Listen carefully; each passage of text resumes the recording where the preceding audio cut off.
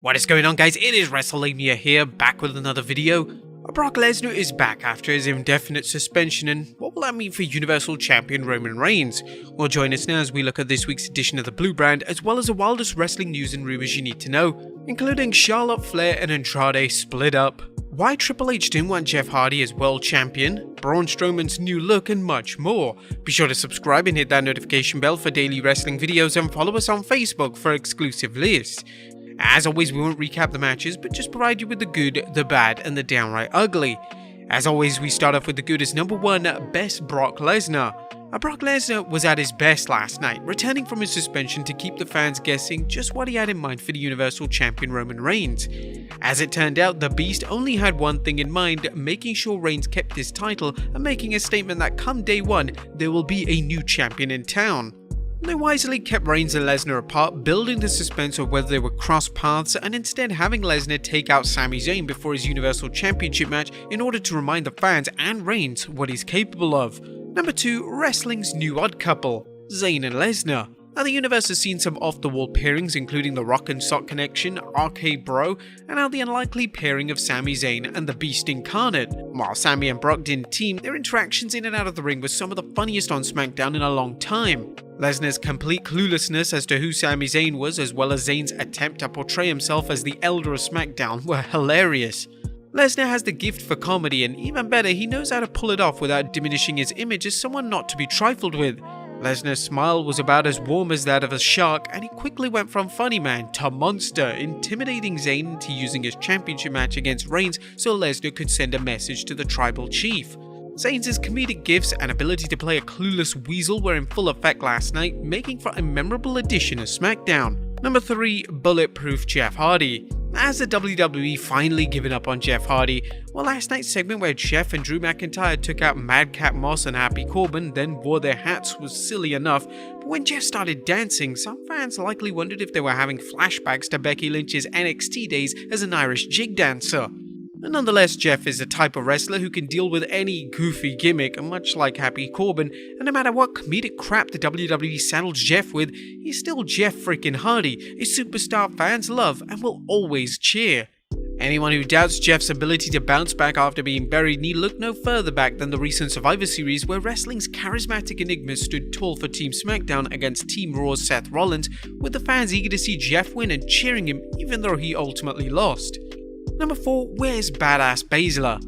Last night's tussle between Baszler and Banks was a good match, but it could have been so much better if the Banks was wrestling the Queen of Spades, another watered-down wrestler who's been stuck in a tag team match and demeaning solo matches against Alexa Bliss and Adol Lily.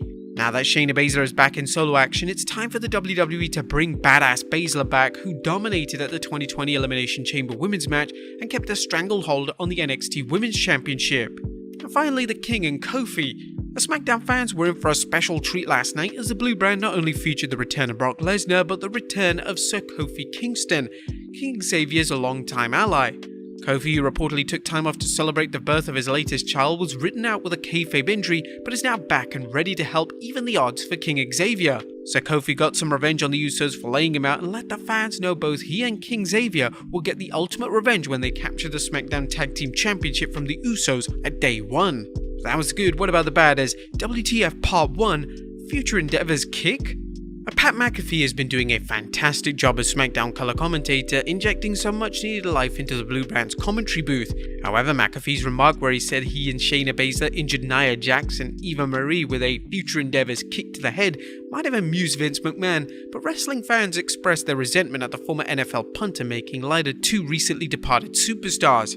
Essentially, sports reports Pat's poor choice of words didn't make the cut of the subsequent SmackDown recaps. What do you guys think of the former NFL punter's remarks? Number 2, WTF Part 2, 2-Pie Tony? The WWE's writers were in rare form last night as they found a way to further devalue Toni Storm and kill any of the remaining momentum she had after the WWE broke up her and promising tag team with Shotzi Blackheart. Toni Storm is the latest NXT star whose so-called promotion to the main roster has seen the WWE fail to capitalize on the fans' reaction to her. While it may be far too early for Toni to capture the SmackDown Women's Championship, the WWE has shattered any illusion of her beating Flair for the belt by putting Toni into embarrassing situations that are not only demeaning to her character, but an insult to the universe and the women's revolution. The idea that someone throwing pies into an opponent's face as a way to build heat is something fans likely thought ended with the Divas era. Well, apparently not, and as bad as that was, labeling Toni Storm as Two Pies Tony is simply stupid. You don't need to label babyfaces with demeaning names if you want them to actually get over. Number 3, wrecking the Raiders. What the hell has happened to the Viking Raiders? The team that once seemed like a 21st century version of the Road Warriors is now a 21st century version of the Ascension. Eric and Ivar are a remarkable tag team with 2 big men who also possess remarkable agility and the right amount of charisma to get over as heels or babyfaces. The problem, like 95% of the WWE's wrestlers in its booking, is while the Viking Raiders show versatility in making most of their stupid storyline contests with the Street Profits in 2020, since Ivar's return from injury, the team has floundered in the WWE with the promotion insanely booking them as enhancement talent. Once again, the writers have shown that it's easier to destroy things than to build them up. In this case, the Viking Raiders. A heel turn could help, but as long as the WWE misuses Eric and Ivar, they might as well make plans for wrestling Valhalla. And lastly, a feud out of left field. Last night's match between Sheamus and Cesaro, while entertaining, featured a segment that seemed to come out of left field as Sheamus started talking trash, telling the Swiss Superman that he's also held him back, and Cesaro replying that he's always loved the Celtic Warrior like a brother. As fans have already surmised, Ridge Holland is trying to get in a good with Sheamus at Cesaro's expense, but the plot stinks of staleness. The story of 2 tag team partners splitting and one of them blaming the other wrestlers almost as old as tag team wrestling itself. Likewise, the idea of a third party stirring the pot and whispering in one wrestler's ear is nothing new either. While the idea of a Cesaro vs Sheamus feud seems like a good idea to WWE writers, the problem is that the storyline of Sheamus blaming former teammate Cesaro for his shortcomings should have happened years ago when the two were actually still a team. There was nothing downright ugly as Smackdown, as it was kind of a solid show, but still left a few segments scratching our heads. What did you guys think of the Blue Brand last night? Let us know in the comments down below. Now let's move on to the news.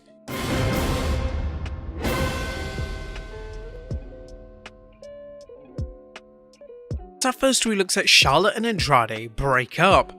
Topping the news today is a recent rash of rumors suggesting Charlotte and Andrade are no longer a couple. Andrade and Flair had been dating since 2019, with the two getting engaged in early 2020. However, Andrade recently unfollowed the Queen on Instagram and Twitter, leading to speculation that the couple's relationship was on the rocks. In an exclusive report with Bodyslam.net's Cassidy Haynes, he revealed, "After speaking with multiple sources, I can confirm that the two are no longer together. Sources indicate that the breakup did not appear to be mutual and that it was Charlotte who ended the relationship. I was not given any details as to why the relationship came to an end, only that the two are officially done as of a couple of weeks ago. While neither Charlotte or Andrade have confirmed the breakup, it's only a matter of time before one or both wrestlers discuss the matter publicly. Viewers will no doubt recall that Andrade expressed his wish for Charlotte to eventually join him in AEW, but that seemed to be unlikely given Charlotte's existing WWE contract. Next up, Triple H didn't want Jeff Hardy as world champion. Now, this is a story coming from former WWE writer Freddie Prinze Jr., who appeared on the Ariel Helwani show. Prince revealed how things got started. "I was handed an assignment from Michael Hayes, who brought Jeff Hardy into the WWF, and I just hit wall after wall after wall trying to get him a push. And he saw that I was getting some love from the boss, and he said, 'Freddie, make Jeff champion.' I presented it to Vince the way you would want to pitch a film at a studio in the 90s when you had more than 10 minutes. And Vince said yes, and we're moving forward." However, Triple H was concerned. Hunter did bring it up, and everybody else was cool with it.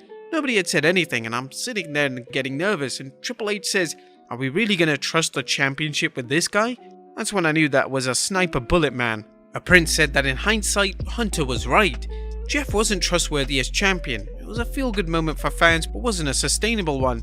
Hunter is about sustainable championship runs because that's bankable and reliable money for the company. His philosophy was sound then, and it's still sound now. And I just know I pushed hard on that one because I thought it was worth it. And Jeff's battle with personal demons are well documented, and he would leave the WWE less than a year after winning his first world championship. Do you guys think Hunter was right? Let us know in the comments down below. Next up, Braun Strowman bigger than ever. As fans wonder what's next for Adam Scherr, the former WWE superstar Braun Strowman, wrestling's monster among men continues to tease fans with pictures of his changing physique. Scherr took to social media showing off his physique that has him looking leaner and meaner than before. While the former strongman competitor no longer has the mass he was once known for, he's looking super shredded. And finally, Elias the new Macho Man? Last but not least, was the WWE considering repackaging Elias as some new version of WWE Hall of Famer Randy Macho Man Savage? Anyone who has ever compared Elias to Savage knows Elias has an uncanny resemblance to Savage, and apparently someone in creative thought it might be a good way to jumpstart Elias' WWE career after the decision to drop his guitar-playing drifter character. WrestleVotes recently reported, interesting note on Elias, sources state that they had no end plan for graveyard vignettes, just shot them to kill off the music gimmick. His initial rebranding weeks back looked similar to Randy Savage with colourful trunks and beards, so Vince and co didn't like it. Back to square one. Elias is a talented wrestler who has suffered from injuries as well as back and forth pushes. At this point, the WWE may decide it's done all it could with the talented wrestler. But do you think WWE should bring him in as the new Macho Man? Let us know in the comments down below. I'll see you next time with some more wrestling content.